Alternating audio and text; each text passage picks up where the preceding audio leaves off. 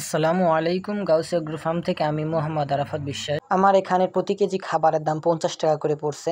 তো আপনারাও কীভাবে খাবারের খরচটা একটু কমিয়ে আনবেন সেটা এই ভিডিওটি দেখলে বুঝতে পারবেন। তো খাবারের গুণগত মান তেমন একটা কমে নাই, মোটামুটি গুণগত মান ঠিকই আছে। তো খাবারের গুণগত মান ঠিক রেখে কিভাবে খাবার খরচটি কমাবেন এই ভিডিওটি আজকে আপনাদেরকে বলবো। তো ভিডিওটি শেষ পর্যন্ত দেখার অনুরোধ রইল। যারা অল্প পরিসরে মুরগি পারেন তাদের জন্য এই ভিডিওটি।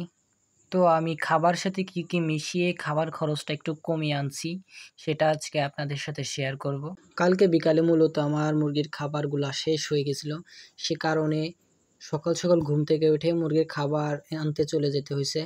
তো সকাল সকাল ঘুম থেকে উঠে মুরগির খাবারগুলো এনে এরপরে কিছু খাবার মিক্স করে তার উপরে দিব।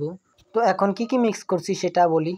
এখানে নিয়েছি প্রথমেই নিয়েছি লেয়ার 8 কেজি, ভুসি নিয়েছি 2 কেজি, ভুট্টার গুঁড়া নিয়েছি 1 কেজি, সাথে ডিমের খোসা কিছু দিয়েছি যেন ক্যালসিয়ামের ঘাটতি না পড়ে। এমনিতেও আমি পানির সাথে ক্যালসিয়াম এবং সেল দিই। এবং সবার শেষে 2 কেজি মতো ধান দিছি এর ভিতরে। সব কিছু একসাথে ভালোভাবে মিশিয়ে নিচ্ছি। প্রতিটা উপাদান ভালোভাবে মিশানোর পরে দেখতেছিলাম যে কোনো একটা উপাদান বেশি হয়েছে নাকি। তো দেখলাম যে সব কিছু মোটামুটি ঠিকঠাক আছে। তো এখন মোটামুটি খাবার মিক্স করা শেষ। তো এখন কৌটায় সব খাবার ভরে ফেলবো। খাবার ভরা শেষ করেই মুরগিকে খেতে দিতে যেতে হবে।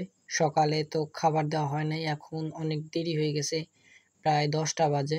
তো এখন খাবারের হিসাবটা দিই। 60 টাকা করে 8 কেজি খাবার আনছি এবং 2 কেজি আনছি ভুসি, 45 টাকা করে কেজি নিয়েছে, এবং 1 কেজি নিয়েছে ভুট্টার গুঁড়া, 35 টাকা নিয়েছে, আর 2 কেজি ধান 60 টাকা দাম। টোটাল মিলিয়ে 665 টাকা খরচ হয়েছে। তো খাবারও হয়েছে 13 কেজি। এখন 665 ভাগ 13 দিলে 51 টাকা পড়বে, 50 টাকা 51 টাকা করে পড়বে কেজি। তো খাবারটা কাছ থেকে দেখাই।